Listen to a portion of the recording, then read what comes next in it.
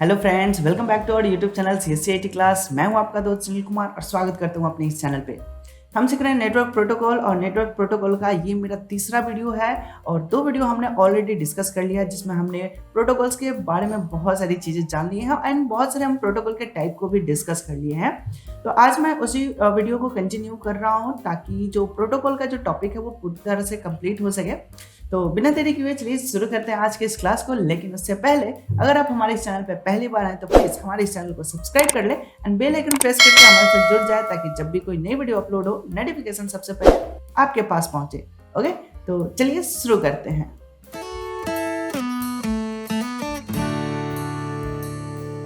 तो गाइस, तो हमने लास्ट क्लास में जो प्रोटोकॉल डिस्कस किया था वो था हमारा HTTP, SMTP एंड FTP। ये 3 प्रोटोकॉल को हमने ऑलरेडी डिस्कस कर लिया है और आज का जो हमारा टॉपिक होने वाला है वो होगा टेलनेट। टेलनेट एंड DNS को हम आज के इस क्लास में डिस्कस करने वाले हैं। ठीक है, तो चलिए देखते हैं। सबसे पहले हम टेलनेट को डिस्कस करते हैं कि टेलनेट एक्चुअली है क्या। तो टेलनेट के कुछ विशेष बातें को हम समझते हैं, एक एक पॉइंट को देखते हैं। जिसमें कि पहला पॉइंट यहाँ पे लिख रहा है टेलनेट क्या है। तो यहाँ पे लिख रहा है telnet stand for terminal network. ठीक है, टेलनेट को यहाँ पे टर्मिनल नेटवर्क कहा जा रहा है और इसके नाम से यह स्पष्ट हो रहा है कि ये क्या करेगा, वर्चुअल टर्मिनल बना देगा। कहीं दूर एक कंप्यूटर रखा हुआ है, उस कंप्यूटर को हम अपने पास लाकर देखना चाहते हैं वर्चुअली। ठीक है, दूर कंप्यूटर को अपने पास लोकल कंप्यूटर में हम वर्चुअली उसको लॉग इन करके देखना चाहते हैं तो उसके लिए टेलनेट का यूज किया जाता है, यानी कि टर्मिनल का यूज किया जाता है।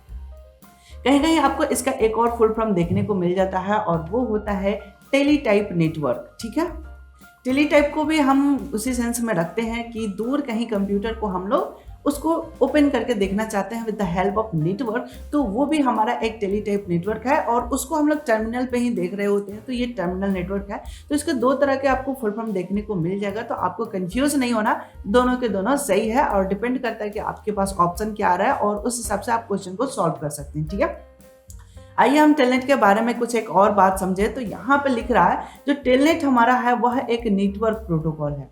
ठीक है, और नेटवर्क प्रोटोकॉल का मतलब क्या हुआ कि हम नेटवर्क में जुड़े हुए डिवाइसेस को हम आपस में कम्युनिकेट करा सकते हैं with the help of network. And इसमें क्या होता है कि रिमोट वाले को ज़्यादातर एक्सेस किया जाता है, जिसके पास कोई मॉनिटर नहीं है। फॉर एग्जाम्पल हम यहाँ पे कह सकते हैं कि जैसे हमारे पास एक राउटर है, उसको हमें एक्सेस करना है, तो राउटर के पास तो अपना कोई मॉनिटर नहीं है ना, तो फिर हम उसको कैसे कॉन्फ़िगर करेंगे, कैसे हम उसको काम करेंगे। तो वो उस टाइम पे हम लोग टेलनेट का यूज किया करते थे। ठीक है, या फिर हमारे पास कोई सर्वर है तो सर्वर दूर कहीं रखा हुआ है, अब उसको हमको कॉन्फ़िगर करना है, उसमें कोई काम करना है, तो उसके लिए हमें टेलनेट की ज़रूरत पड़ता है। तो सीधी से इसकी बात है कि दूर रखे हुए कंप्यूटर को अब हमें उसको कंट्रोल करना है, तो उसके लिए हम टेलनेट का यूज करते हैं। बट आजकल के ज़माने में बहुत सारे ऐसे प्रोटोकॉल आ चुके हैं जो कि रिमोट लॉगिन में हेल्प कर रहे हैं, लेकिन टेलनेट हमारे सिलेबस के अकॉर्डिंग है तो उसे भी जानना जरूरी है। ठीक है, तो लिख रहा है it is a protocol used to standard protocol TCP/IP protocol. ये TCP/IP के ही द्वारा काम कर रहा है बिकॉज यहाँ पे सर्वर क्लाइंट वाली बात आ जा रही है। एक क्लाइंट जो है वो सर्वर को कॉन्फ़िगर करेगा, यानी यहाँ पे 2 तरह के काम होते हैं। टेलनेट क्लाइंट का भी होता है और टेलनेट सर्वर का भी होता है। हमें 2 तरह के लॉगिन करने पड़ते हैं।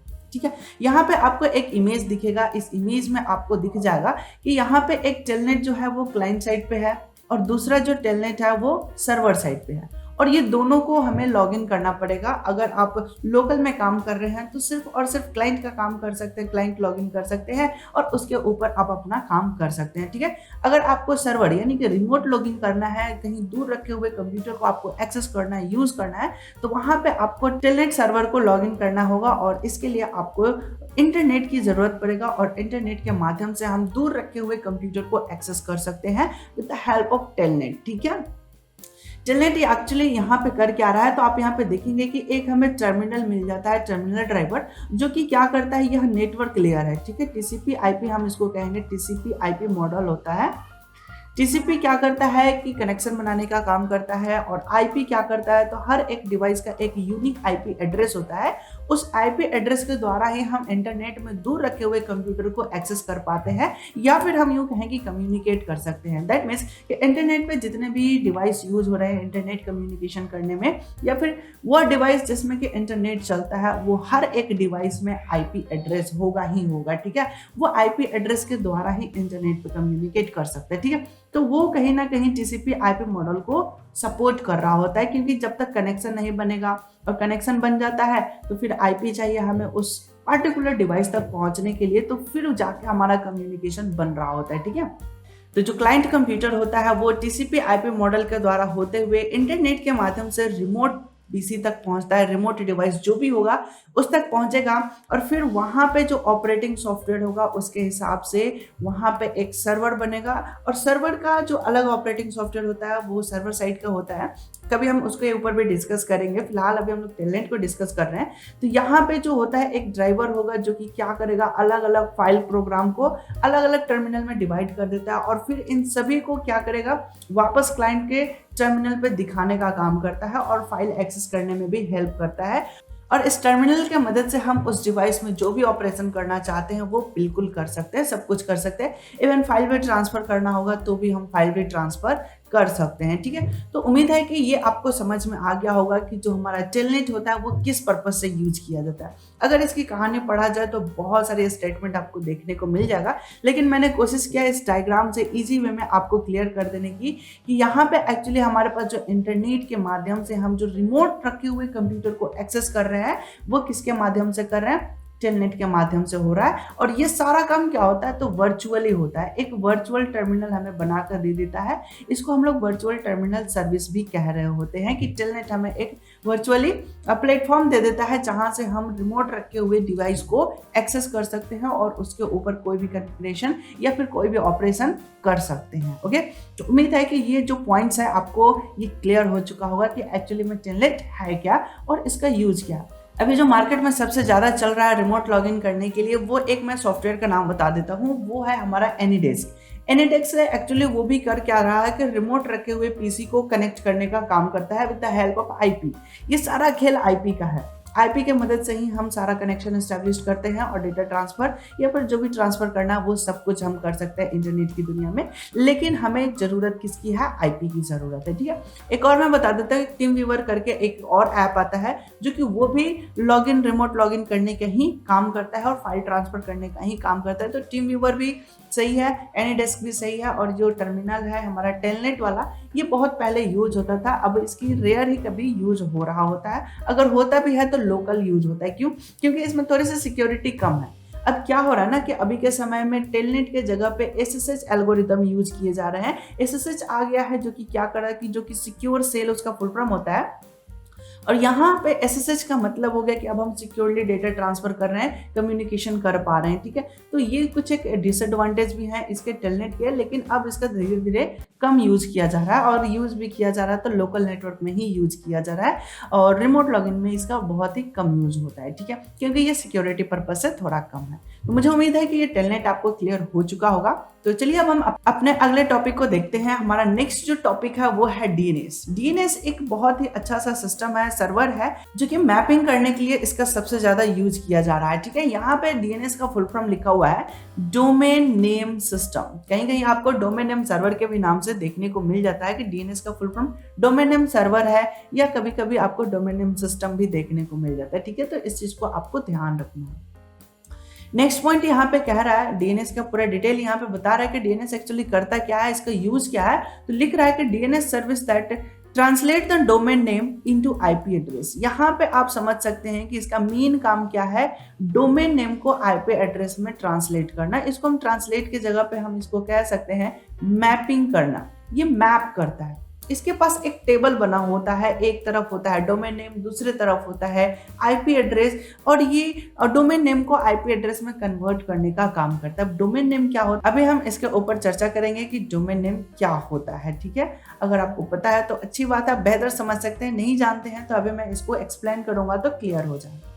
नेक्स्ट पॉइंट यहाँ पे कह रहा है, this allow the user network to utilise user friendly, यानी कि जो नेटवर्क में काम हो रहे हैं उनको हम यूजर फ्रेंडली तरीके से काम करना चाहते हैं, तो उसके लिए हमें डीएनएस की जरूरत पड़ेगा। ठीक है, यूजर फ्रेंडली में करता क्या है, तो लिख रहा है names when looking for the other instant of remember the IP address, यानी कि आईपी एड्रेस को रिमेंबर करने लायक वो हमें बना देता है, जिससे कि हम किसी भी वेबसाइट को कंट्रोल करना, एक्सेस करना, किसी वेब सर्वर को एक्सेस करना हमारे लिए इजी हो जाता है और इसके मदद से हम इंटरनेट पे बहुत ही अच्छे तरीके से काम कर सकते हैं और बहुत ही बेहतरीन तरीके से सर्विस उसका ले सकते हैं। ठीक है, क्योंकि इंटरनेट पे काम करना है तो जाहिर सी बात है कि हमें आईपी एड्रेस की जरूरत पड़ेगा, और आईपी एड्रेस चूंकि एक न्यूमेरिकल डेटा होता है, बहुत सारे उसमें नंबर होते हैं, तो हमें उतना सारा नंबर याद रखना पड़ेगा और हम लोग का माइंड 6 डिजिट से ज्यादा याद नहीं रख सकता अगर बार बार प्रैक्टिस ना हो। अगर IPv4 की हम बात करें तो उसमें 32 बिट का आईपी एड्रेस होता है, तो उतना बड़ा नंबर हमें याद करना थोड़ा सा मुश्किल हो जाता है। तो ये हमें एक फैसिलिटी देता है यूजर फ्रेंडली का, जिसमें कि क्या करेगा कि हमको एक डोमेन नेम मिल जाता है और वो हमें याद रखना आसान होता है। कोई किसी का भी नाम हम याद रख सकते हैं, बट नंबर याद रखना बहुत मुश्किल है अगर वो प्रैक्टिस में नहीं है तो। अब ये डोमेन नेम और आईपी एड्रेस को मैपिंग कैसे करता है और डोमेन नेम क्या होता है, तो अब उसको जरा हम एक्सप्लेन करना चाहेंगे। तो उसके लिए हम एक छोटा सा डायग्राम आपको दिखाना चाहेंगे और उससे आपको बेहतर क्लियर हो जाएगा। जैसे कि हम कहीं बैठ के कंप्यूटर पे कुछ सर्च मारते हैं, ठीक है। फॉर एग्जाम्पल हमने सर्च किया www.google.com, yahoo.com, youtube.com में email.com, या फिर हम सरकारी result.com सर्च मार रहे हैं, या फिर पासपोर्ट के लिए हम कर रहे हैं, या फिर हम irctc.com, किसी भी वेबसाइट को अगर हम सर्च करते हैं तो एक्चुअली में वो हमारा सर्चिंग कहाँ जाता है, डीएनएस के पास। ठीक है, तो जब हम कोई भी चीज सर्च मारते हैं तो हमारे पास एक सर्वर बना होता है, एक सिस्टम है जिसका नाम क्या है, डीएनएस, डोमेन नेम सिस्टम, या डोमेन नेम सर्वर भी हम कह रहे होते हैं। ठीक है, ये क्या करता है कि हमने जो भी कुछ सर्च मारा है, जैसे कि यहाँ पे मैंने लिख रहा है www.something.com। अब समथिंग के जगह पे आप कोई भी वेबसाइट का नाम रख सकते हैं, और जो वो वेबसाइट का नाम है, जैसे फ्लिपकार्ट हो गया, amazon.com हो गया, तो वो जो नाम है उसी को हम लोग क्या कहते हैं, डोमेन नेम कहते हैं। ठीक है, ये हो गया हमारा डोमेन नेम। और डोमेन नेम हर एक वेबसाइट का अपना एक आईपी एड्रेस होगा। तो जैसे हम कुछ सर्च मारे तो वो जाएगा सीधा डीएनएस के पास, और डीएनएस रिटर्न हमें क्या करेगा, उस वेबसाइट का जो भी आईपी एड्रेस होगा वो हमारे सिस्टम को रिटर्न कर देगा। ठीक है, तो ये हो गया डीएनएस का काम। जब भी हम कुछ सर्च करेंगे सबसे पहले डीएनएस से कम्युनिकेट होगा, एंड देन जो हमें आईपी एड्रेस मिलेगा उस आईपी एड्रेस के साथ अब कहाँ भेजेगा, तो वेब सर्वर के पास एक रिक्वेस्ट भेजेगा कि हमें ये वेबसाइट चाहिए, हमें ये काम करना है। तो अब ये जो रिक्वेस्ट भेजेगा ये उस आईपी एड्रेस के साथ हमें एक रिक्वेस्ट भेजेगा कि हमें इस वेबसाइट की ज़रूरत है, या फिर व्हाटएवर जो भी हम काम करना चाहते हैं वो सारा का सारा डिटेल हमें वो वेब सर्वर पे भेज देगा एज अ रिक्वेस्ट। अब जब वो रिक्वेस्ट हमारे सर्वर पे पहुंचता है तो बेशक अब सर्वर हमारे क्या करेगा, तो सर्वर एक रिस्पॉन्स देगा। ठीक है, सर्वर भी एक कंप्यूटर ही होता है, लेकिन उसके जो फीचर्स होता है रिक्वेस्ट एक्सेप्ट करना एंड प्रॉपर उसका रिस्पॉन्स देना। तो इस चीज को आपको समझना होगा कि वेब सर्वर और या डीएनएस सर्वर कोई भी है तो वो रिक्वेस्ट एक्सेप्ट करके वो हमें रिस्पॉन्स दे रहा होता है। ठीक है, अब डीएनएस के पास एक, जैसे मैंने बताया कि टेबल होता है, और एक तरफ डोमेन नेम होता है और एक तरफ आईपी होता है। ठीक है, और इसका मैपिंग इसके पास होता है, सीधा जो भी वेबसाइट की हमें आईपी चाहिए वो आईपी वो हमें रिटर्न करके